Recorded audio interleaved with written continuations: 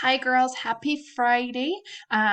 Today we are on May 1st, so it's the start of a new month today, and we are going to be looking at the author's point of view. Okay, and by end of this lesson, you're going to be able to compare your own point of view to the author's point of view. So you should be able to say to yourself, I can compare my own point of view to the author's point of view. All right, let's have a look. So, how do we analyze the author's perspective? So, to understand what the author's point of view is or what perspective they're coming from, we want to use the acronym PI, the P, I, and the E. So, the P, we want to ask ourselves, is the author trying to persuade us about something? So, are they using words that makes us believe what they are saying? Okay, so some people could persuade you that eating vegetables is extremely healthy for you. Some author might write and tell us why eating vegetables is unhealthy for us, okay? And they will use strong words to persuade us to believe what they think and the claims that they make, okay? To inform, maybe they're giving their writing piece to us to give us more information about something. So you might read a passage about a zoo, okay? And it would be an informative paragraph that would inform us about all the different components that make up a zoo. Okay? Or the author's perspective could be to entertain us, to make us laugh, to enjoy the topic that they are talking about. Okay? And that's how we look and see what perspective they're coming from. Then we have to ask ourselves, what evidence did they include to back their claim? What information and evidence are they giving us to make us believe what they're saying, to allow them to persuade us? Or what information are they including? What evidence are they including to back up their reasonings to give us the information? Okay, so if they're talking all about the zoo, where are they getting their information from to back up their claim? And also, then you have to think, do you have the same viewpoint? Okay, we don't need to agree with every writing piece that we read, but you need to then ask yourself, do you have the same viewpoint? Okay, so we're going to look at one example that has two different perspectives, opposite perspectives, and at the end, you're going to compare. So let's have a look. So going to the dentist. Read along with me. You should make sure that you get your annual dentist visit without skipping a year. When you visit the dentist, he or she will let you know if you're doing a good job keeping your teeth healthy or not. This is important because we can sometimes forget to floss regularly.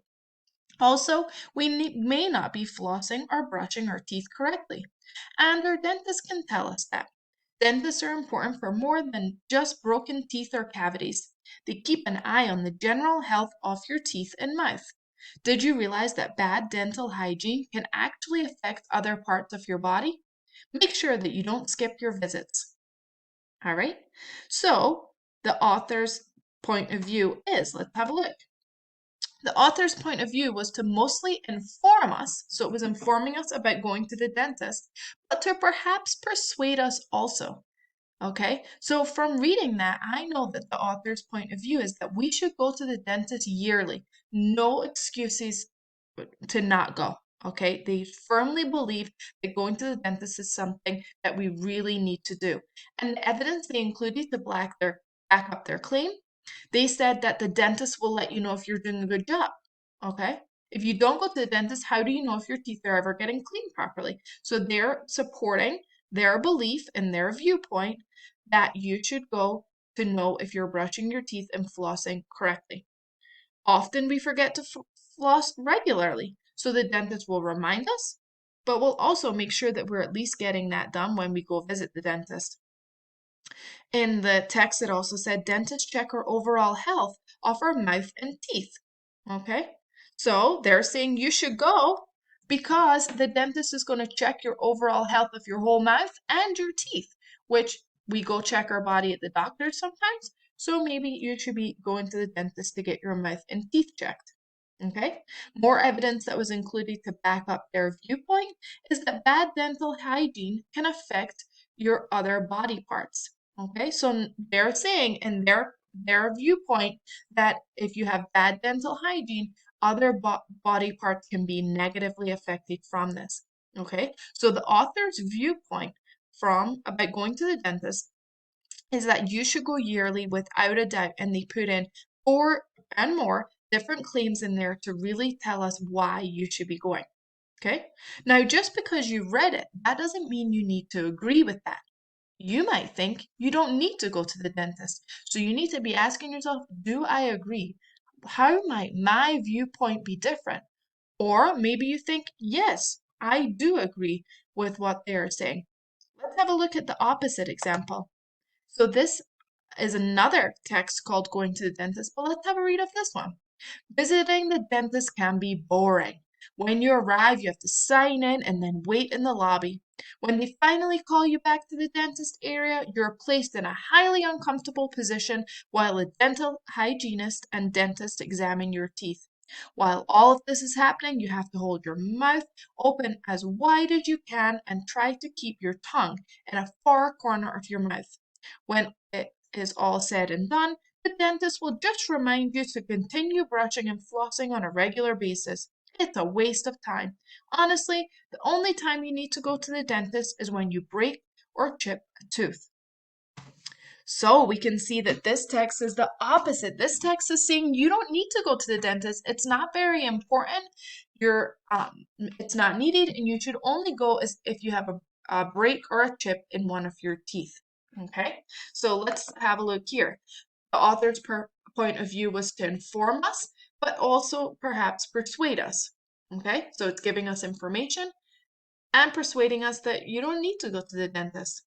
So what evidence is included to back their claim? Visiting can be boring. Okay, so they're telling us that going to the dentist is just boring. It's also highly uncomfortable, and you sit with your mouth wide open. Those don't seem like enjoyable things to me, and that's backing up thinking maybe it's not necessary to go to the dentist. Dentists will just remind you to keep brushing. They're saying that if you're already brushing as it is and you're flossing, well, dentists are just going to tell you to keep that up. Okay, they're not going to tell you anything different or anything new. And they're saying you only need to go if you break or chip a tooth. Okay, that was that author's point of view. Okay, so the first author said you need to go to the dentist yearly. There's lots of different reasons why. This second author is telling us you don't need to go regular, only go if you are desperate because you've broken or you've chipped your tooth.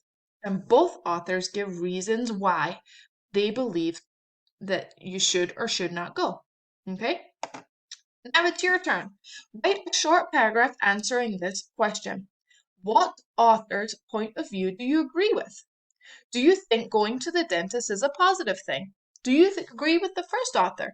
Do you think going yearly is necessary? Okay. Or do you think the dentist is a negative experience? Or do you agree with author number 2 by saying that it's a waste of time, it's boring, it's uncomfortable, and you're just told to keep brushing, but you do that anyway? What is your point of view? How are you comparing your own point of view about the dentist compared to what either of the authors have said? Go ahead, write your short paragraph. Make sure you take a picture and you send it in on Dojo. Have a great day, and I hope everybody has a wonderful weekend.